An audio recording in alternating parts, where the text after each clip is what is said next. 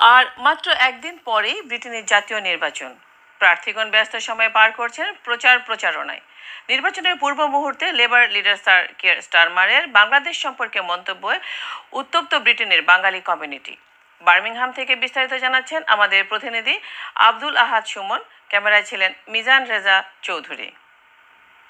Conservative সরকারের 14 বছরের শাসন আমলে অনেকটাই জনপ্রিয়তা হারিয়েছে বলে মনে করা হচ্ছে। বিভিন্ন জরিপ অনুযায়ী লেবার দল অনেকটা এগিয়ে, কিন্তু সদ্য লেবার লিডার স্যার কিয়ার স্টারমারের বাংলাদেশ নিয়ে নেতিবাচক মন্তব্যে উত্তপ্ত হয়ে উঠেছে ব্রিটেনের Bangladeshi community. I'll make sure that we've got planes going off, not to Rwanda, because that's an expensive gimmick. They will go back to the countries where people come from. That's what used to happen. Where? I mean, it's so hard to do. Well, at the moment, people coming from countries like Bangladesh are not being removed because they're not being processed. Labour leader বিভিন্ন গণমাধ্যমে বাংলাদেশের নাম উদাহরণস্বরূপ উল্লেখ করা হয়েছে বললেও বিতর্ক থামছেই না। I'm very concerned about any upset I may have caused.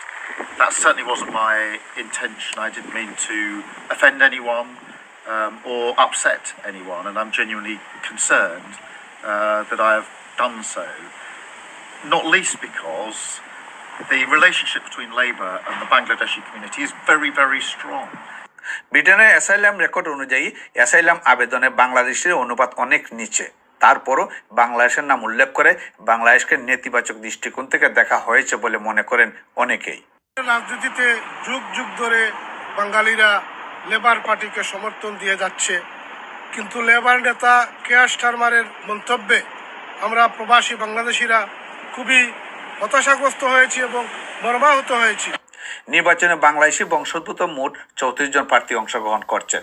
পুরনোদের মধ্যে অনেকে আবারও নির্বাচিত হওয়ার সম্ভাবনা রয়েছে এবং বিগত 3 মেয়াদে বিভিন্ন সেক্টরে শ্যাডো মিনিস্টার হিসেবে দায়িত্ব পালনকারী টিউলিপ সিদ্দিকী পাস করলে লেবার সরকারের মন্ত্রী হওয়ার সম্ভাবনা রয়েছে বলেও মনে করেন সাংবাদিক ও মানবাধিকার কর্মী ব্যারিস্টার তারেক চৌধুরী। এবং তাতে লেবার পার্টি সরকার গঠন করবে এটা প্রায় নিশ্চিত, বিভিন্ন জরিপে আসছে, এবং বিপুল সংখ্যাগরিষ্ঠতা নিয়ে সরকার গঠন করবে।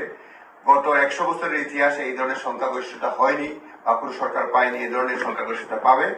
এবং সেই নির্বাচনে লেবার বিজয়ী হলে ব্রিটিশ বাঙালি দুজন, যদি তারা নির্বাচিত হন এমপি, রোশনারা আলী এবং টিউলিপ সিদ্দিক, দুজনই ছায়া মন্ত্রিসভায় যেহেতু রয়েছে, তারা সরকার গঠন করলে মন্ত্রী হবেন, এটা প্রায় নিশ্চিত। ব্রিটেনের ভোট ব্যাংক কত বাংলাদেশি কমিউনিটি আজ দ্বিধা বিভক্ত। লেবার লিডারের এমন মন্তব্যে শেষ বেলার হিসেব নিকেশে পাল্টে যেতে পারে নির্বাচনী ফলাফল, এমনটাই আশঙ্কা করছেন অনেকেই। সকল জল্পনার অবসান ঘটিয়ে শেষ পর্যন্ত কোন দলটি সরকার গঠনের সুযোগ পায় তা জানা যাবে আগামী বৃহস্পতিবার। বার্মিংহাম থেকে আব্দুল আহাদ সুমন, আয়ন নিউজ।